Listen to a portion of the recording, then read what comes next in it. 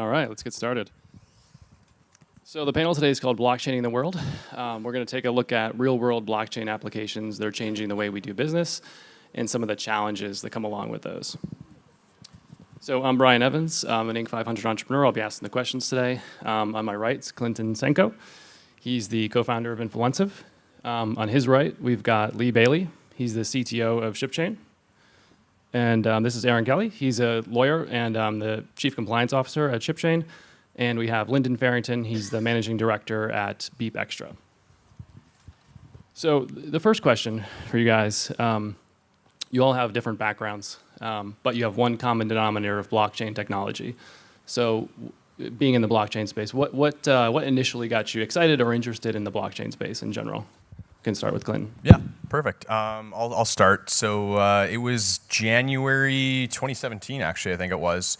And you were one of the first people that kind of said, "Hey, there's this thing called Ethereum. You should take a look into it." And I had no idea what blockchain was. I just kind of started doing my own research, looking into things. And once I started to really take a deeper dive into seeing what the industry had, what was going on, what the technology was about, and just really seeing like the potential of it, I started seeing all these different token sales and these different companies and the way that they were doing things. And there was a lot of really bright technical minds that were a part of these companies. And they were raising this money and building these applications, these companies and these businesses. And one thing that I noticed that they were kind of lacking and missing was people on their teams dealing with marketing, helping with PR, helping with business development. So one of the early ways that I got involved in the industry was helping different companies with PR, with business development,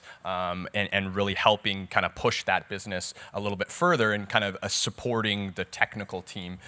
Because as everyone knows, when you're building a business, you need to have a good, well-rounded team. So that was kind of like one of my kind of first, I know it's not really super exciting. I'm sure you guys will have some better ones, but that was my little intro into the industry. Thanks. So I first heard about Bitcoin right around the time that the original Satoshi white paper came out. It made waves in the developer community. I've been a software developer my whole life. And right around then, I was kind of interested in trying to find out more. I think I bought my first Bitcoin in 2011 at like $10. But I didn't really see like the potential for applications beyond fintech, basically. It was when Ethereum started to take shape and form, I think around 2015, that I took note of that, and I thought it was a really cool project with a lot of potential to kind of change the way that the Bitcoin technology and blockchain technology was applied. So I went along my life and just continued developing. I was in the advertising space, developing different kinds of software, starting a couple various companies, and et cetera.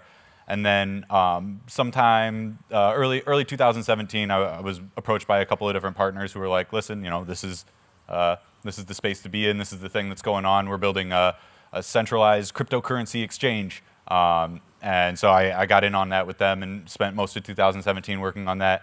Project kind of petered off and didn't really stick with that for very long, but wound up linking up with ShipChain, and I've been doing that for the last year and a couple of months or so.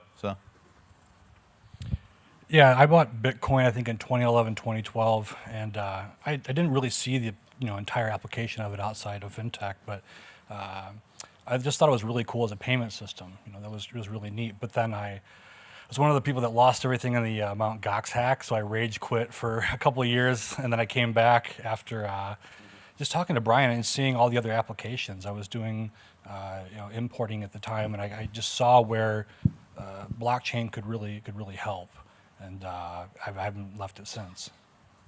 Okay. I started a company in 2013, and very parallel lines to blockchain technology, because we enter into every currency in the world in retail. So when somebody buys something in one of our stores around the planet, it instantly converts to a base currency of the US dollar and pops up anywhere else in the world in the local currency. So without knowing it, our company was very, very close to blockchain technology as we were going along. And how we got involved in blockchain was just an accident. I just heard the word Bitcoin once too often. And I'm fortunate that I work with 26 software engineers, and my business partner is a IT genius. And so I just phoned him up. I work from UK, and phoned the office of Cyprus and said, "What's this Bitcoin stuff? Make me some." And he laughed, and as IT people laugh to managing directors, and they say, "You don't make it, you mine it." And I thought, "Oh, okay, mine me some then." And so he phoned me up on Monday, and he said, "I've just made you 50 cents worth of Bitcoin, and we've spent $1 in electricity getting it." Oh, that's no good then. So then just getting curious, why is everybody so into this subject? And before long, we got very good at it. We opened a mining farm for fun, really.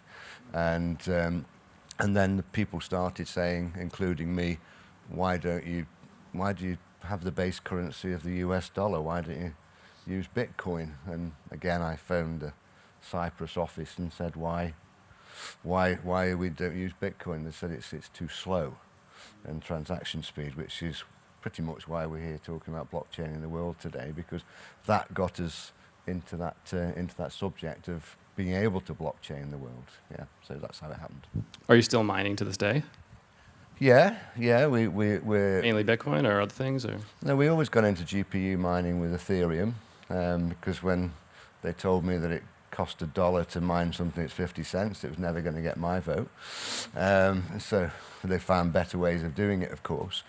But we looked at various technologies, how to switch between one mining thing and another. But that was really, that side of what we do is more for fun than anything else, and just academic education.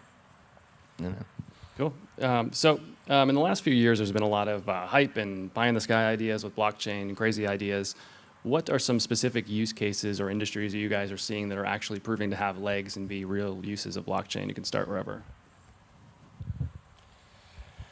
Well, two come to mind, and I'll kind of say one that I think it still has potential. It still needs to kind of be proven out a little bit more. But the way that I like to kind of tell people is kind of when it comes to the real estate market. When it comes to basically blockchain, think of blockchain as being able to get rid of the brokers, getting rid of the middlemen that are in the process, the people that are charging fees, getting 5%, 10%, 50%, whatever it is.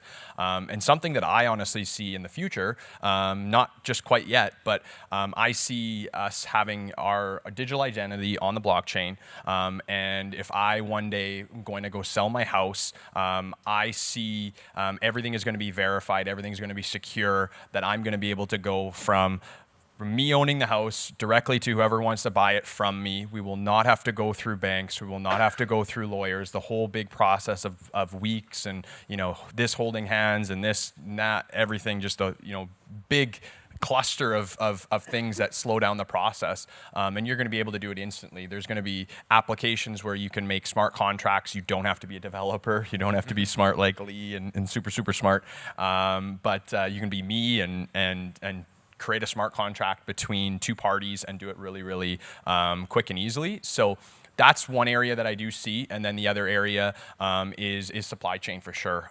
Is when it comes to supply chain, there's just a real natural marriage, I think, between blockchain and it's really with the stuff that is going on with ShipChain and tracking products from their origin, from the time that it's manufactured to the time that it reaches a customer's doorstep. There's a lot of antiquated old processes of using paper that are old ship logs to just excess amount of paper, and with blockchain we're going to be able to really effectivize and really make that more efficient, the processes. So I think those are two that I'll just kind of touch on without kind of stepping on any other toes for anyone else, but those are two that I kind of I like the applications for. You stole my talking point. No, I think what you said was right on the nose about how blockchain technology is designed to disintermediate brokers. So you look at just about any industry or any series of enterprises where there's a middleman or a brokerage company that's essentially performing little more function than maintaining a ledger or enforcing contracts or introducing two parties to agree on things. And I think that's a key application for distributed ledger tech. And so just to name a few more in addition to what Clinton already listed, I think I'd cite the insurance agencies as big crony industry taking fat margins for essentially what, as far back as I remember, in 2015 there were already example demonstrations of smart contracts for insurance pools, and I think one of them that I remember seeing specifically was like it was like a flight by flight insurance pool where people would essentially like kind of bet money that a flight wasn't going to crash, and then if the flight did crash, then I don't know, like the relatives or something could reclaim the funds in the contract. But I mean, so that's like a perfect example. Like there no longer needs to be a broker sitting in the middle. And then I think that another great application is kind of adjacent to insurance is medical record keeping. Definitely prime for distributed ledger technology because the ownership and the privacy of the data is paramount, but it's not necessarily very fair for parties to intermediate the relationship between a person and their doctor. So I think that those are the two that I would cite right now. I'm going to be probably in the minority up here in that I don't think everything needs blockchain. I think what it comes down to is you're looking at whether it benefits or really whether you really need blockchain. I think the one area where I can see a lot of application in right now is in governments and voting records and things like that in underdeveloped countries, especially where there's fraud and people can hold people at gunpoint for voting. I mean, there's just a lot out there that I think we think needs blockchain, but right now there's other than the shipping, and I think that with government regulations and also with land titles and things like that Clinton touched on, I can see a lot of that. I think that that's an industry too where it's rife with fraud. So anytime you have an industry that requires a lot of paperwork or record keeping and also has a penchant for fraud, it's an industry that will benefit from blockchain and also needs blockchain. Okay. From my own perspective, heavily involved in retail, if you actually ask most people when they hand over their Visa or MasterCard to pay for something, they've no idea what physically happens, how that piece of plastic that you hold takes money out of your bank and puts it in the retailer's bank. So we looked at the use case of blockchain in what we do. So we own EPOS systems, cash registers all over the world. So when somebody goes and buys something from one of our stores, then they've no idea that was swapped into the US dollar and it can pop out into something else. So we looked at the blockchain, how to make that work, and we realized that Bitcoin transactions run at 7 a second, and Ethereum, the fastest we can get to is 60. Even with the Lightning Network, should that work? And you look at the transactions of the world, Visa, MasterCard, they do about 25,000 transactions a second. So for blockchain to be adopted, we have to have something that's 25,000 plus transactions a second. So we looked into that extensively with the team that we've got. We looked at the 3 protocols, the SHA-256 of Bitcoin and the Ethereum, and then the proof of capacity, and realized they weren't going to do what we wanted. So we created a totally independent platform of our own blockchain that does 100,000 transactions a second. So that means that anybody can go into any store and buy something. My mother would never in 1,000 years understand Bitcoin, Ethereum. If you asked 99 out of 100 people go and buy some Bitcoin, they wouldn't be able to do it. But what we need to do to blockchain the world is, without shamelessly promoting my own companies, to be able to go in and buy something in a shop and not even know you've taken part in the blockchain. And that's what we've done with Beep. Okay, so forgive me for that shameless plug. But if you want to look at the blockchaining the world, I mean, I come from the United Kingdom, we're all having this unholy row about Brexit. And, you know, nobody understands what they voted for. And I think, well, maybe there's something there for blockchain technology, especially with iris recognition that you have today, that you can say that, all right, you can sit anybody down and say, look at two sides of the argument before you vote.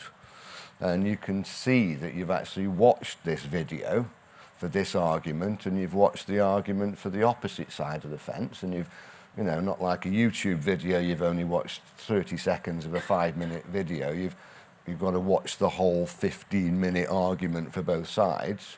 Iris recognition can prove you've watched it. Then you can vote on the blockchain. And people will automatically say, well, that just takes people out that can't vote because they haven't got computers. Well, you can just open them up in all the local libraries and like voting booths, and you can sit in there and watch two sides of the argument. And then now you've got an informed view. Now you can vote properly. And now you can place that view. So I can see that. I actually put that to our team in Cyprus, and because we're blockchaining the world anyway with stores all over the world, they just said we haven't got time to do that. So if any entrepreneurs out there want to take that idea and run with it, this is where you got the idea. In the United Kingdom, we had a terrible tragedy a couple of years ago called the Grenfell fire, where this tower block went up. And in this modern day, we were surprised at how that can happen. You know, a tower block in the middle of London can incinerate 80 people. And I was asking the IT team running blockchain, how far can blockchain go in blockchaining the world? Could that be avoided? And we just had a coffee break discussion on it, because I've got 26 software engineers working for me, and if I'm not careful, they go off and start the thing. And what the answer that came back was the problem with the Grenfell Tower disaster was the cladding on the outside of the building was not fire retardant. It was actually the opposite. It was a fire accelerant. With a smart contract in the blockchain, that would have been stopped at the supply line source. Okay, so if those smart contracts were built into it, then when that building was being recladded, the blockchain would have stopped it. And if you really dig down deep, somewhere there was a human error, or dare I say somebody was bribed to put those cladding on, and that would never have happened in the blockchain. So I think where we can go with this is just bordered by your own imagination. You know, and you look at where something, you guys all said insurance and things like that, where anything needs verifying, the blockchain's got a home. Yeah, and going with that, as a follow-up question, where do you see other industries that aren't really using blockchain yet, as you kind of touched on? Do you guys see any other cases where it could go that it's not really at yet in terms of industries or specific use cases that you're seeing? So kind of repeat that. So certain industries that... Any industries that aren't really using blockchain yet that sort of could benefit more from it? Yeah, I think like one of the best ways I think to say it is when you deal with freight and logistics and transportation and just the supply chain in general. I like to call it like the lifeblood of the global economy, because basically everything in here right now was put on a boat, put on a truck, put on a ship to get here. So there's actually a lot of different kind of industries that kind of have supply chains and kind of can collaborate in that area. So it's everything from, it could be forestry. One area that I really like that Lee actually touched on, and I actually had to deal with this firsthand about a couple months ago when I had my two sons that were born, was with medical records. When it came with medical records, this is a huge problem. I'm from Canada, and they made a mistake with one of my sons, twin sons born, and they made a mistake with one of them on their birth certificates, that they didn't even have him in the system because someone made a human error at the hospital, because I filled out a form, a piece of paper with pen and paper the old way, and I submitted it to a nurse, someone at the hospital. They must have they thought there was only one or something. So we got one birth certificate in the mail, and then we're like, where's the other one? Like, they were born on the same day. And we didn't get it, so we had to go back and figure out what was up. And this took weeks and weeks and weeks to figure it out. But I could totally see how blockchain can help that, is because I would have been able to verify all that information right away. I would have been able to go and do that myself. It would all be record. It would be safe, secure, verified, everything. I would know that I'm the one that's filling it out because I have. Why am I giving it to another person? Why is there intermediaries, middlemen that are making mistakes, which is fine. There's people make mistakes. So that was an area and an example that happened to me very, very recently that I think when it comes to the medical field and just record keeping in general, whether it's real estate, land titles, all these areas is really a really great use case that I think should start adapting to blockchain a lot more. And I don't see a lot of it yet. Like, I still think there's some companies that are starting to do it, but I still think there's a lot more potential for growth. Absolutely. And while I have you, Clinton, and Lyndon and others, feel free to comment on this one too. So you are a VP of partnerships in the blockchain space. When you're dealing specifically with selling or getting partnerships with blockchain involved, what are some of the nuances, or how are you selling partnerships and products ultimately? Yeah, I think when it comes to just developing partnerships, it doesn't matter if it's just about blockchain or any industry that you're dealing with. I think it's just really important to always have both parties' interests in mind. Is you need to come together on just something that's mutual, that something makes sense. You need to provide value to the other party. So if you think you're going to have this big Fortune 500 client as a partner, you really need to see how your business, how your processes, how your solution can really help them, how you can collaborate with them, and really approach it from the sense of just take it easy, take it one step at a time, and don't get too ahead of yourself. Because I think sometimes when you're a small startup or you're a company that isn't too far along yet, sometimes you start thinking ahead. And I'm someone that I try and keep an even keel whenever I'm in business and in sales, doing partnerships. I don't get excited on anything until it's signed and it's sealed, it's delivered, it's done. It's cool that you're talking to these great companies and whatever, but something can happen, something can fall through the cracks, the deal can go away. So I'm someone that I don't really get excited until after the fact, but I always just try and keep that even keel. Don't get too excited, don't get too low, but just always try and find that common ground when you're dealing with companies. And just to follow up on that, if you're dealing with like really big companies like Fortune 500s or Fortune 100s, yep. Is there any difference there in dealing? Are they slower to accept blockchain? Yeah, no, that's a good question. Honestly, it's a lot slower. You got to have a lot of patience. Whenever you're dealing with big companies like that, you got to think of companies that have 10, 20, 50,000 employees, so many different levels of management, of directors. There's a lot of hands, different legal has to go through it, which is super important when it comes to big enterprise type companies. So yeah, it really does take a lot of time sometimes. So that's where, if you are in sales, you're in business development, you're in partnerships, that's why it's so important to always keep your pipeline filled, is because if you're dealing with a lot of these big companies, it could be 6 months down the road, it could be 9 months, it could be 12 months where that is actually going to come through. And that's where, with some of the companies that I'm working with, these are seeds that I planted 6 months ago, 9 months, 10 months, 12 months, that we're starting to finally kind of see some results come from. So that's where you definitely do have to have patience when you're dealing with big companies, because when you're a startup, you can move fast. You can change something today. You learn something at this conference and you're going to go implement it today or tomorrow. But when you're a big company like Microsoft, IBM, all this stuff, and you're here, you can't just go and implement something new, because they have their policies, they have the procedures, they have certain steps that they need to do and they need to take as being employees. So that's where you just definitely got to be patient and kind of approach those relationships a little bit different.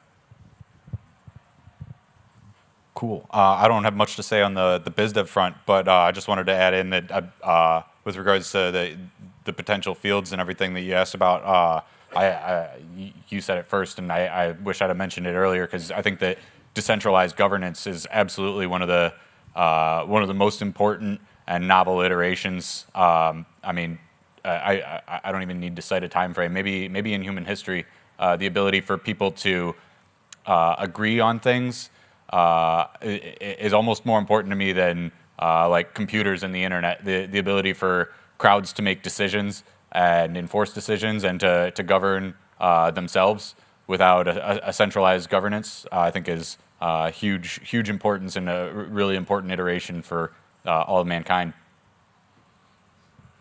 I just want to go back really quick to something you said, Lyndon. It's a very, it's a good but tragic and salient point.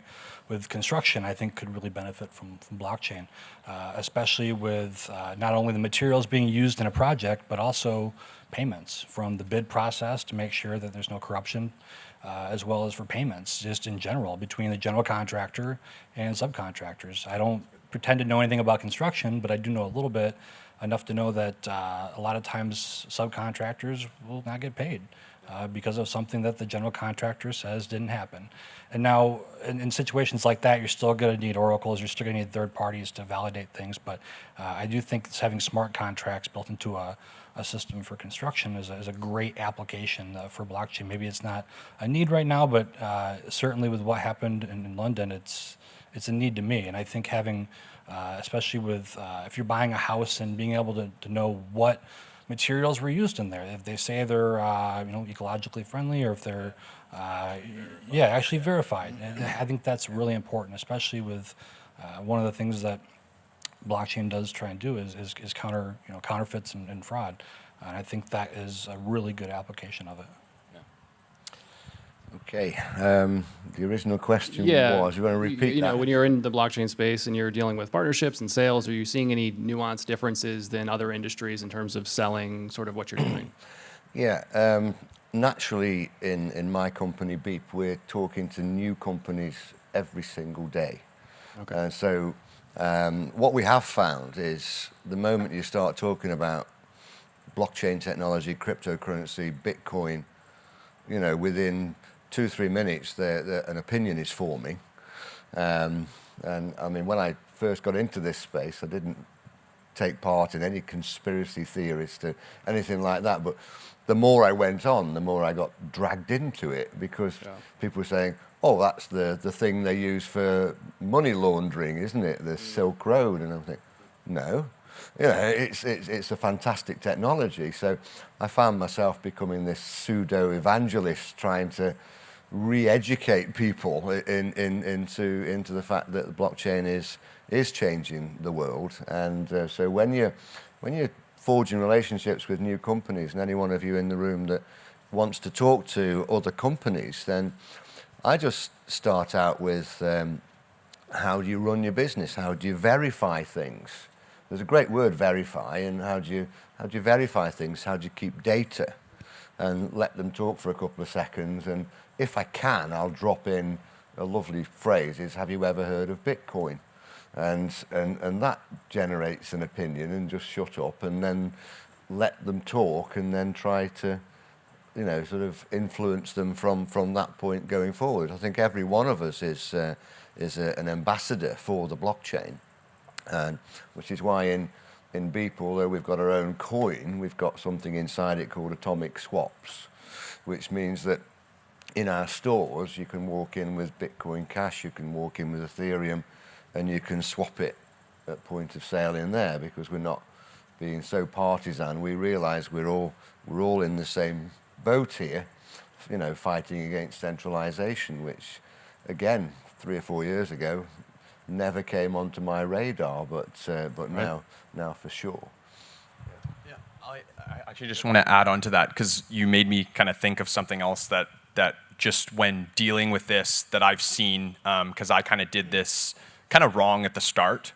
I think when you are dealing with companies, something that's really important that I've seen is you need to make sure that you're distinguishing to other companies, partners, the difference between blockchain and cryptocurrencies, okay, is something that I've seen with enterprise companies, is when blockchain is the technology behind of how cryptocurrencies work, okay? So when I'm talking to big Fortune 100, Fortune 500 companies, I'm not bringing up Bitcoin, I'm not talking about cryptocurrencies. That's totally irrelevant, because that's where you're gonna get the association of it's a scam, it's money laundering, it's, oh, people lose money on it all the time.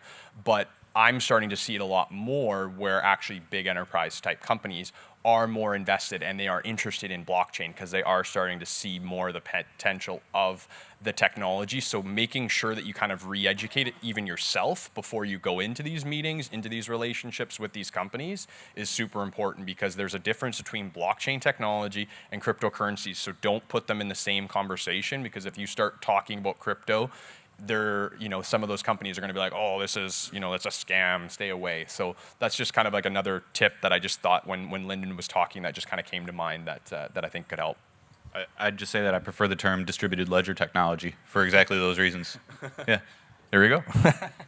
Well, I'm glad we're on technology now, because that's actually where we're going next. Two of the most popular blockchains today use proof of work, Bitcoin, Ethereum, currently. They're known to be slow to approve transactions and use a lot of energy. What does the future look like from here? And Lee and Lyndon and others can chime in if you want. Definitely. Proof of work is, first of all, by far the most popular right now. And second of all, infamous for being slow and expensive, and actually one of the largest energy wasters on the face of the planet right now.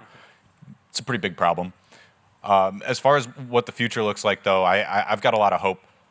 Many of the emerging technologies, and I always think that it's important to emphasize that the adoption curve, the testing period for these things should be years. So it'll take some time for these to come to fruition. But what a lot of chains are looking at right now is called proof of stake, which instead of using GPU mining and hashing power basically to determine who's going to win the round of a block, everybody bonds a bet basically. And the fact that everybody's that wants to validate a block has put some money on the table is then used to first of all to enforce good behavior, and second of all to randomly pick a winner from around.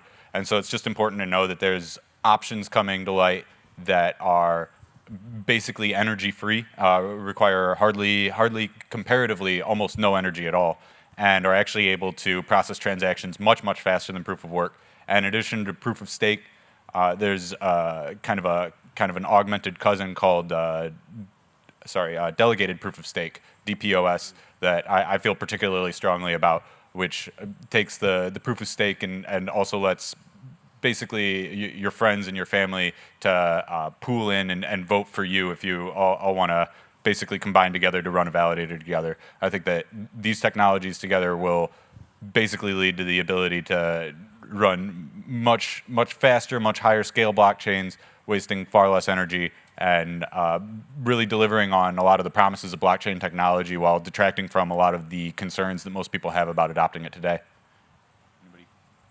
What he said. Yeah, I haven't got the advantage of somebody on this side to do that. Yes, again, trying to avoid shameless self-promotion is we looked at all the three protocols, and we love them all. We're a fan of the entire thing, but what we did was with BeepXtra, and the reason we called it steroid was because it's so fast, and the reason we called it 4.0 was because it's the fourth protocol. The first three were so established that we actually sat on one of the Ethereum forums since it started, and looked at trying to make it faster and faster and faster, and realized that the only way to do it was to start again and create a totally independent blockchain and invite everybody in as well that wants to run their own blockchain on it. So we are really here these few days to showcase that technology. It's not just ours. We are going to give it as a gift to the world for everybody to use. We're putting it in every single cash register. So every one of our cash registers is a mining rig. Even the shopkeepers don't know that. It's mining around the planet. So that means almost everybody can come and adopt that type of technology.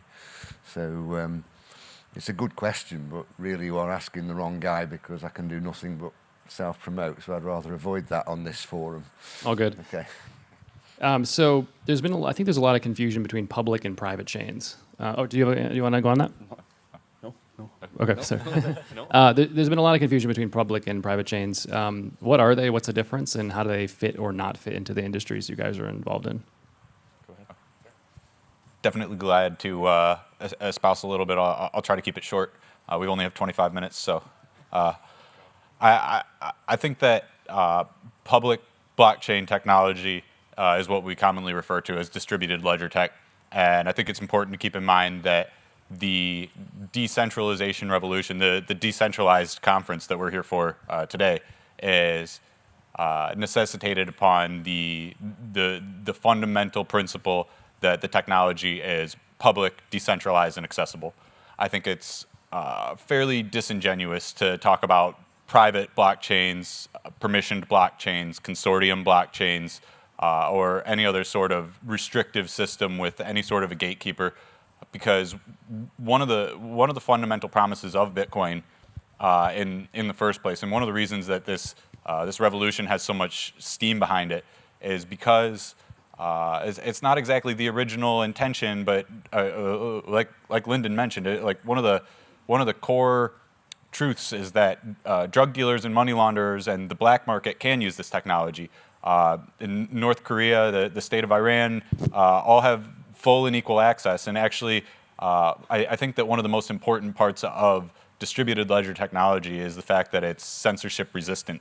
Nobody can be banned from participating in the network as long as they're performing to the necessary requirements of the network and behaving honorably.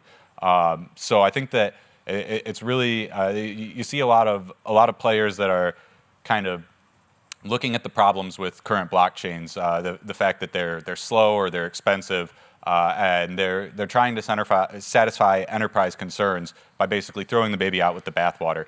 They will run proof of authority chains where only certain members can participate, where you have to be part of a consortium to run a node. You have to check all these boxes, and I think that's I just think it's dishonest, and it's not really part of the decentralization revolution. I don't think it belongs anywhere near the space right now. Completely agree with that. It's like I said at the very beginning. As a normal businessman, locked away in his own room, didn't look at the bigger picture. And when getting involved in the blockchain, you look at things. Somebody said on a presentation that if you don't pay the council tax in the United Kingdom, if you say you can't pay, they let you off. But if you actually stand up and say, I'm not paying it, they will put you in jail. And that is use of violence. Because if you don't want to go to jail, they will force you into that place, which is using violence against your own wishes. And that got me curious. And when you're looking at decentralization, and I'm sure every one of us in the room knows somebody, or hopefully it's never happened to you, where somebody's bank account got frozen because somebody didn't like what you were doing in banking.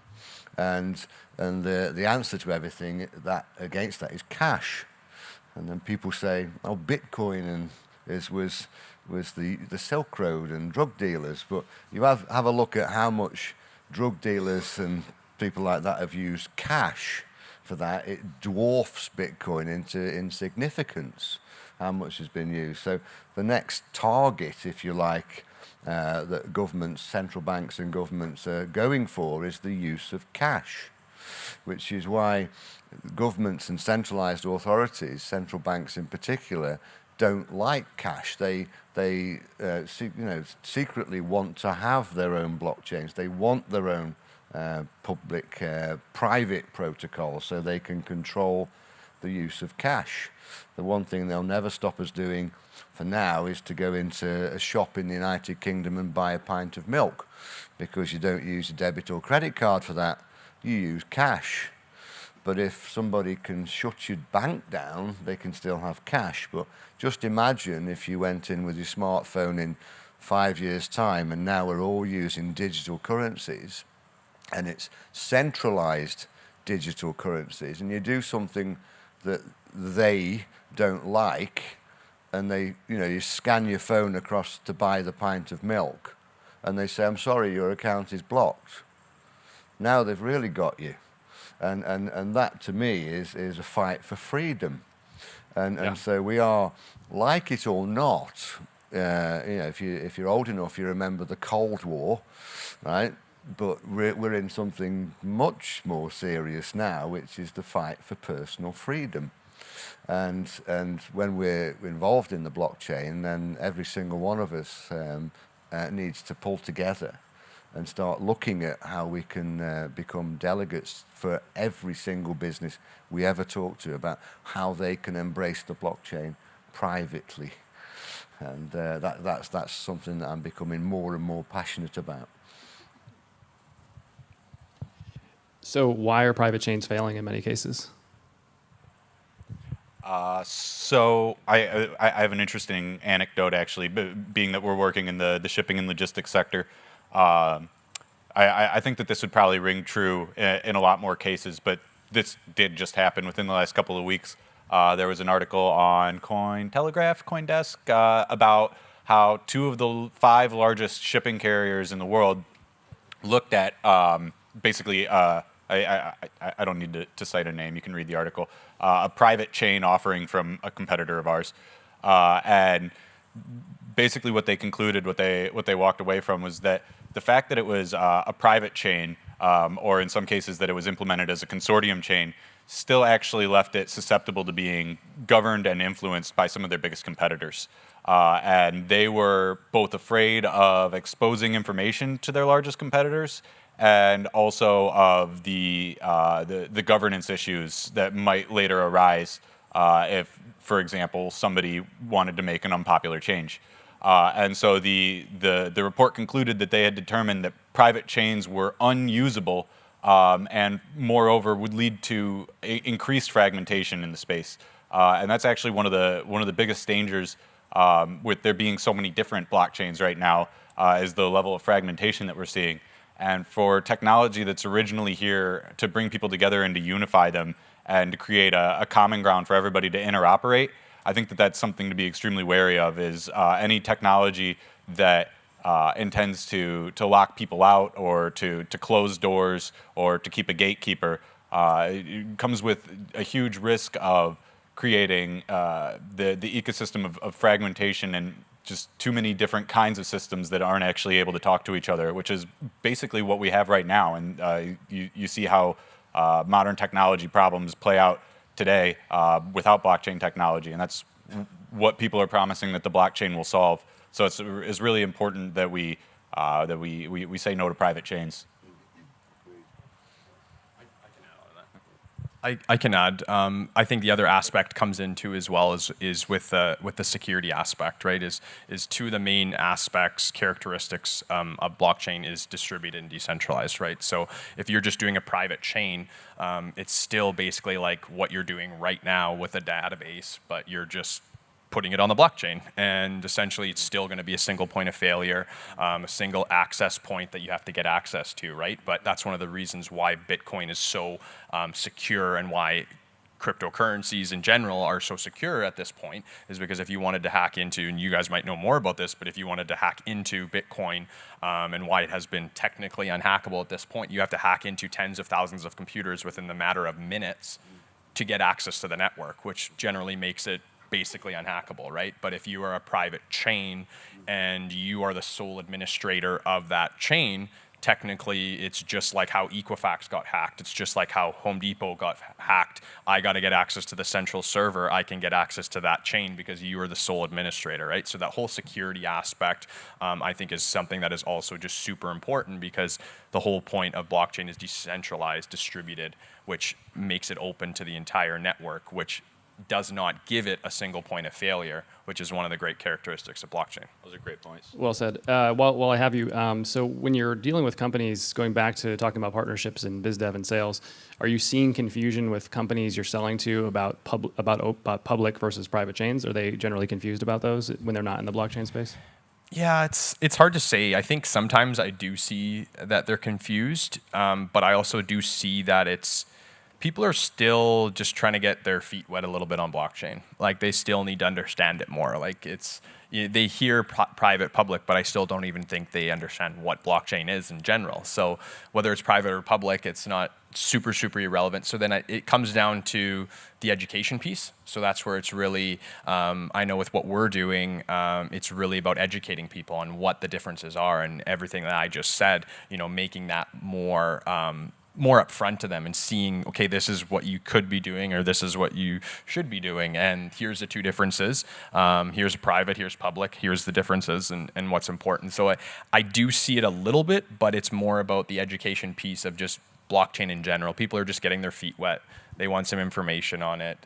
They need to know a little bit more about blockchain in general. And I think it's kind of up to people like myself to educate people and really bring them up to speed on the characteristics. Yeah, no, that makes a lot of sense. And I just want to change gears for a second here.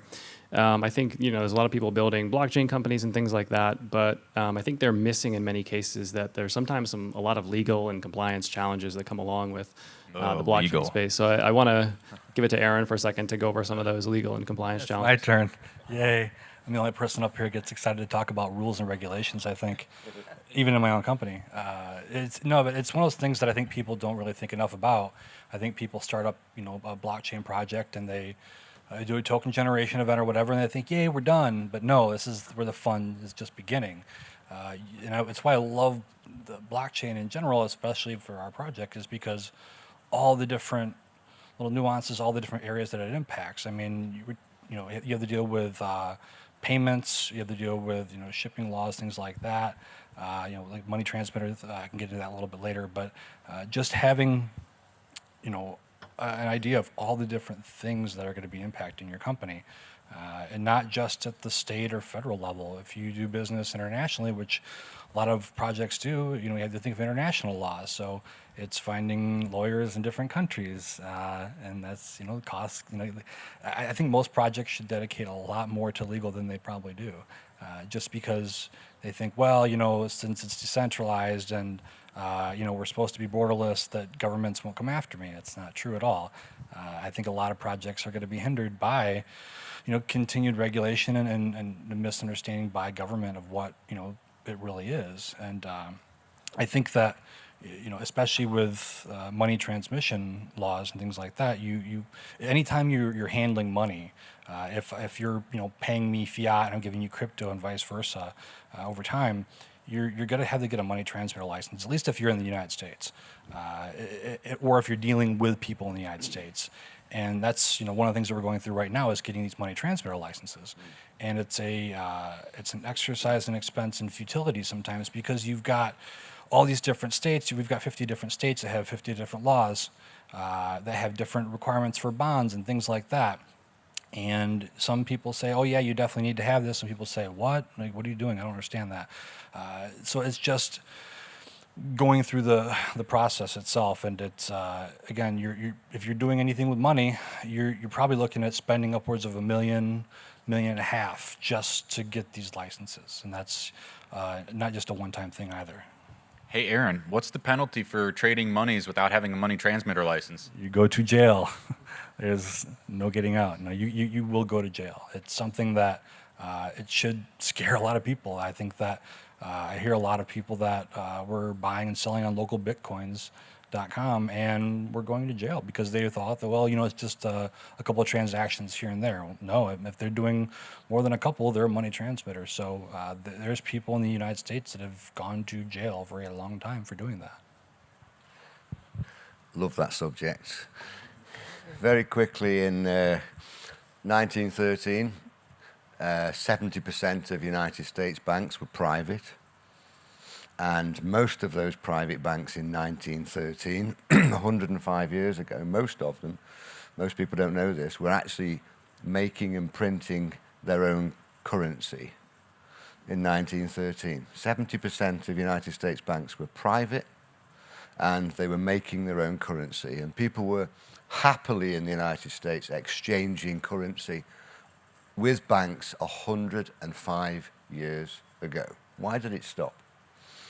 Because 6 people got together off the coast of Georgia, and they represented 80% of the world's wealth. It's verifiable in the book. If you want to ask me about it, I read this book, and it was like reading a horror story, but unfortunately it was Sounds true. like it. Yeah.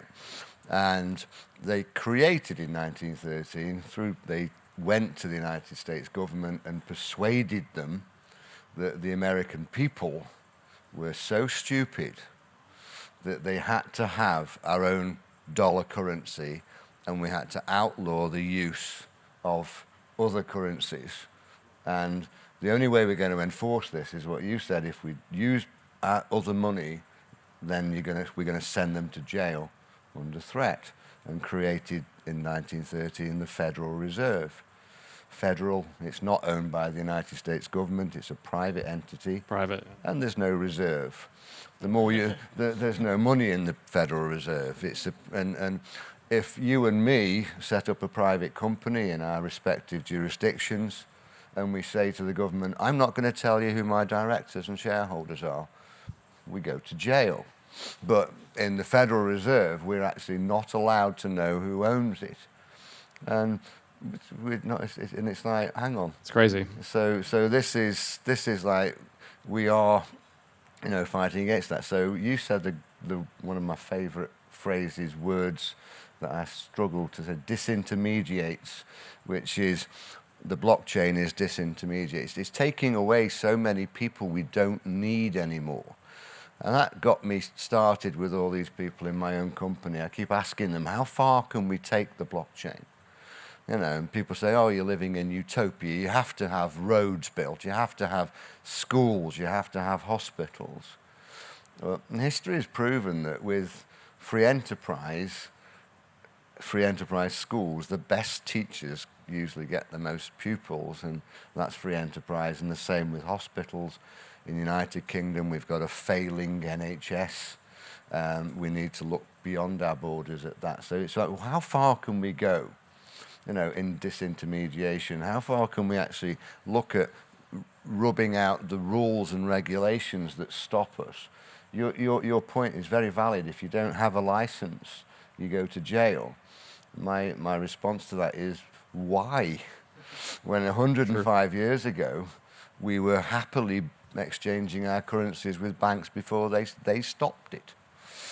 So what we're doing with the blockchaining the world, I think is really, really exciting. I know we're all very busy people and we're living in our own little bubbles, but we need to think about what we are all involved in.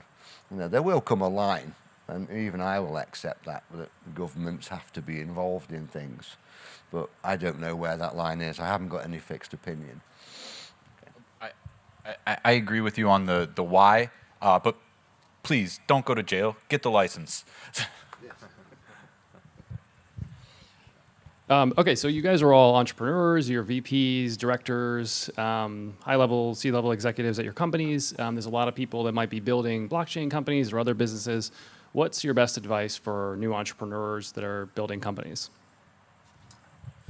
I think best advice that I could give is don't be afraid to fail. I think just in general, honestly, when it comes to entrepreneurship, you might not get it right on your first time. You might not get your first client right away. You might not figure it out. You might think that you're going to go one way. You might go the other way. Something might happen. You just need to have that mindset that if you truly want to do this, or you want to solve a problem in the world today and you think blockchain is the way to do it, you just need to keep finding a way to make it happen. And there's a lot of ups and downs through the journey. All of us can attest to that. And it's just important to just kind of keep pushing through. So I just think don't be afraid to fail is important, just because at one point there will be a time where you'll want to quit. But you just need to keep pushing, and there is light at the end of the tunnel. So just don't give up. Thanks, Clinton. I'm not afraid to fail. I've failed in a lot of business ventures. Really quite a few in the last 12 years. And I think that my number one takeaway is that probably more than 90% of efforts that I've tried to take on. I always as the software developer, always as the CTO. The biggest problem that I've always had reliably has been my partners, and I'd say I mostly actually even blame myself for kind of getting into bed with people that I didn't know well enough, or I didn't communicate with them about their work ethic, their intentions, their goals for the project, their vision for where we're going to go. And like one thing that as a software developer that I found I need to be especially careful of is I got to be wary of the guy who's bringing the money, because like all too common of an arrangement that I find myself in is I'm the developer, I'm the workhorse, I'm there for 12-hour days, and somebody else thinks that just because he shows up with a couple $100,000 that he deserves the lion's share of the equity and needs to work 35 minutes a week, never comes into the office, doesn't do his job. I can't stress enough how many times this has been the problem in projects that I've tried to start, is not having a clear understanding about whose roles were what, and how much we expected out of each other, and who is actually going to be performing what sides of things. Even to the point where, like, as the CTO, sometimes I've been responsible for opening bank accounts and staffing concerns and HR concerns, and it gets way out of hand. So definitely, as an entrepreneur, I think that the number one thing that you need to do is make sure you spend some time getting to know your partners and agreeing with your partners, and don't just walk into a 1-hour lunch meeting and sign an equity agreement and then you've started a company. That's really not a recipe for success. The most important piece of advice that I would give is to get a mentor, somebody that you can look up to, somebody that you trust, somebody that you can get advice, both business and personal advice from. Just because a lot of people, we have this culture now where it's grind, work 24/7, and I don't know about you guys. It's just not what I signed up for. I mean, I want to work hard, but at the same time, I want to have a personal life and enjoy life. And so having a mentor that I can go to, it doesn't even have to be in your own industry, but just somebody that you can go talk to about how they've dealt with certain situations, and just learning and being always being open to learning, I think, is the other thing too. But yeah, just getting a mentor is really important. Everything those guys have just said, perfect. Personally, I've taken 4 businesses beyond multi-million turnover from zero. I do know how to do it, and when you get an idea, stick with it, but also don't be afraid to drop it. You can become like Jonah and the white whale if you're not careful. Look at your business, analyze your business, and let other people ask questions about your business, awkward questions, and realize that only 1 in 10 businesses succeeds anyway. That's just the law of the jungle. And don't beat yourself up. If someone says, oh, you started 7 businesses and fell flat on your face, it means you're a failure. It just means you're just 2 or 3 away from the one that actually worked. And that's completely normal to fail 10 times to get one to work. There's nothing wrong with that. It's just normal life.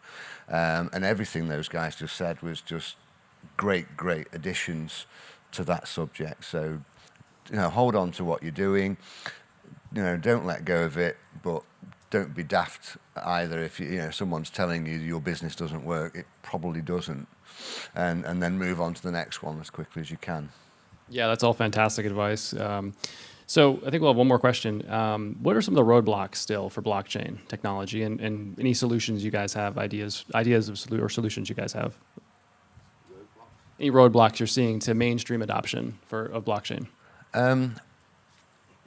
Everybody understanding it, the general public understanding it, and I think we're beating our head against a brick wall trying to get people to understand it. The way to go about it is in reverse, is make it so that they're involved in it without even knowing they're involved in it. And the biggest roadblock is centralization, without a doubt. So. Yeah, real quick, just I think cutting through the hype, I think, is the biggest thing right now, and having real world applications and adoption for it. One of the key problems that we're trying to address is the technological hurdles to getting developers to build on top of blockchain applications. Building with blockchain is not easy. It takes some high-level talent and a lot of complicated and in-depth thought. And so we're trying to build a lot of tools that make it as simple as like a traditional REST API call to manage a wallet or submit a transaction or et cetera, because we think that that's a really, really major hurdle.